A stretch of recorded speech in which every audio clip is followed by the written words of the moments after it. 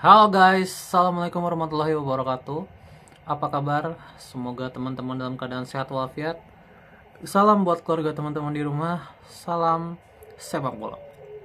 Perkenalkan, gue Ajay, gue si netizen yang suka membahas bola. Jadi di video kali ini gue ingin membahas tentang final FA Cup yang sudah digelar minggu kemarin ya, dimana kejutan terjadi, dimana tim underdog Crystal Palace berhasil mengalahkan Manchester City 1-0 lewat gol Eze dan memastikan diri meraih trofi FA Cup pertama mereka sepanjang sejarah. Jadi kongres untuk Crystal Palace, bukan hanya trofi FA Cup pertama, tapi ini adalah mayor trofi pertama untuk Crystal Palace ya. Jadi luar biasa untuk Crystal Palace, congrats ya. Dimana kalau bicara Crystal Palace, mereka ini sebenarnya bukan tim yang baru ya. Mereka sudah tim yang lama, tetapi mereka memang di zaman dulunya tidak berprestasi sama sekali. Baru di 20 tahun terakhir kita mendengar nama Crystal Palace ya. Crystal Palace, mereka ke Eropa jarang, mereka juga seringnya terdampar di League One, seringnya terdampar di Divisi 3. Tetapi sekarang Crystal Palace sudah sering ada di Premier League dan bahkan sekarang merengkuh piala FA Cup. Dan dia luar biasa, kongres untuk Crystal Palace. Kita mungkin bisa breakdown sedikit pertandingannya sebelum nanti kita menyikapi apa yang terjadi dengan Manchester City ya. Oke, sebenarnya kalau bicara permainan, Manchester City layak menang sebenarnya. Layak menang. Tetapi sekali lagi, namanya sepak bola, itu ada yang namanya keberuntungan. Dan keberuntungan itu diraih oleh Crystal Palace. Dimana dalam sebuah setup counter attack di menit 15, Eze berhasil menciptakan gol. Dimana sebelumnya Crystal Palace dibombardir habis-habisan oleh Manchester City, di mana City kelihatan sangat ngotot ya dalam mencetak gol, sangat ngotot, bahkan sampai banyak sekali bolongnya di lini pertahanan, dan akhirnya itu harus dihukum lewat sebuah setup counter attack yang akhirnya dikirimkan umpan dari sisi kanan. Bang, Eze masuk dari kiri ke tengah dan langsung dengan sekali sentuhan menciptakan gol 1-0 untuk Crystal Palace. Setelah Crystal Palace mencetak gol, permainan intensitas langsung jadi lebih tinggi lagi. Garis pertahanan City ditingkatkan gitu ya, dan Crystal Palace hanya mengincar counter attack sampai ada sebuah kejadian Bernardo Silva dijatuhkan di kotak penalti dan penalti untuk Manchester City. Dan akhirnya Marmus ya, kenapa nggak Haaland ya yang ngambil ya? Marmus gagal dalam mengeksekusi penalti dan skor tetap 1-0 sampai turun minum. Di babak kedua, Manchester City melakukan segala cara, mengeluarkan semua pemain terbaiknya untuk bisa menyeimbangkan kedudukan. Tapi gue nggak ngerti ya apa yang terjadi dengan Haaland ya. Haaland ini lagi off banget di pertandingan kali ini. Dan gue lihat-lihat ya, Haaland ini setiap main di final selalu off. Main di UCL off, kemudian main di final FA off. Dia selalu kalau ada di pertandingan penting pasti off.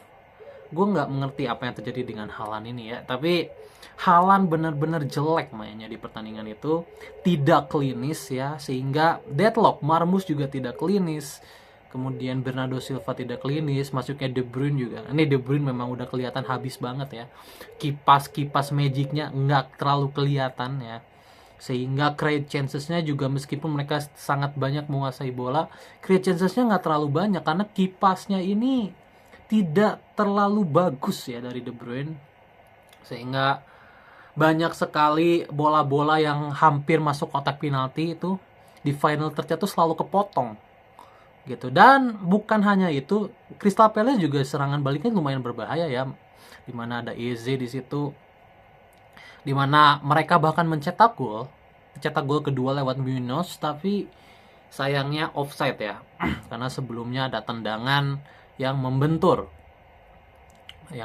dan Munoz hampir saja menciptakan gol. Dia mencetak gol dan offside ya, dianulir.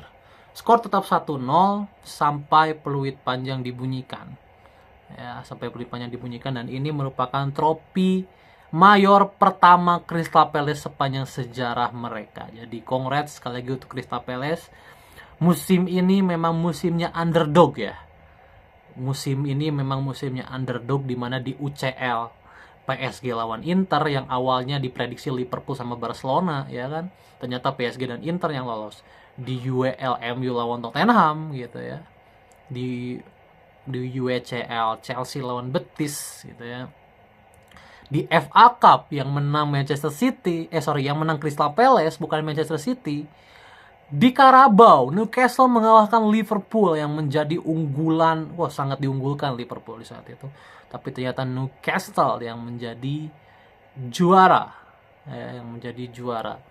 Jadi musim ini adalah underdog. Di Italia juga Bolonya berhasil mengalahkan Milan.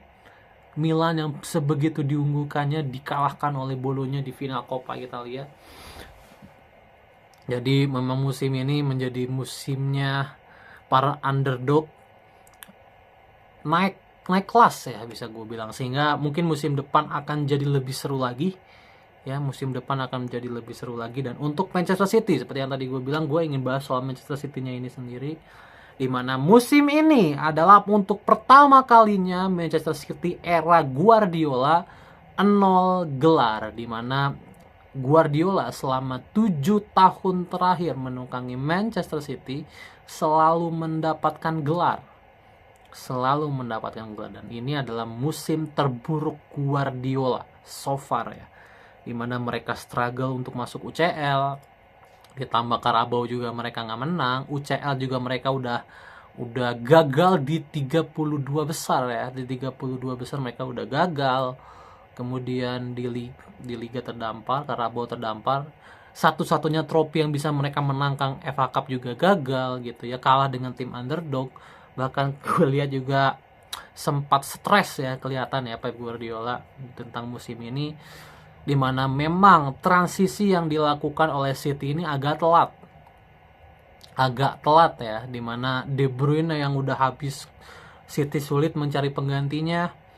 Lini belakang yang biasanya menggendong ya, Stones, Akanji gitu ya, udah habis semua. Stones, Akanji, Ake ya, mungkin 3 pemain ini udah harus dilepas kali ya. Sisakan Ruben Dias dan juga Guardiol gitu ya. Stones, Akanji, Ake. Kemudian di tengah juga Rodri cedera 1 musim, KDB menurun, Bernardo Silva menurun, Phil Foden menurun, semuanya menurun ya.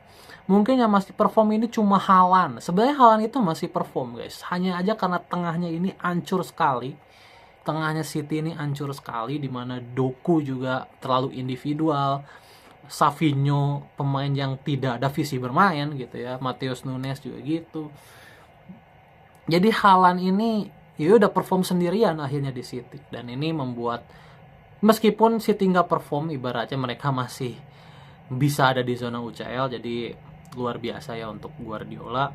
Tapi ini adalah musim terburuknya, dan ya City diperkirakan akan belanja besar-besaran karena pemilik City gitu ya, katanya sudah menyediakan 200 juta pound sterling untuk Guardiola belanja besar di musim depan. Jadi kita lihat Manchester City era baru di season depan akan seperti apa. Tentu saja akan mengerikan pastinya ya. 200 juta itu kan bisa beli 2-3 pemain bintang yang bisa menggantikan peran De Bruyne, Rodri segala macam gitu ya.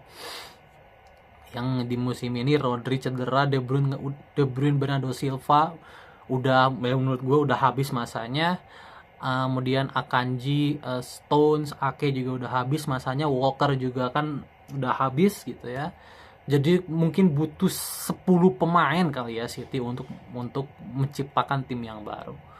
Gitu aja guys. See you di video selanjutnya.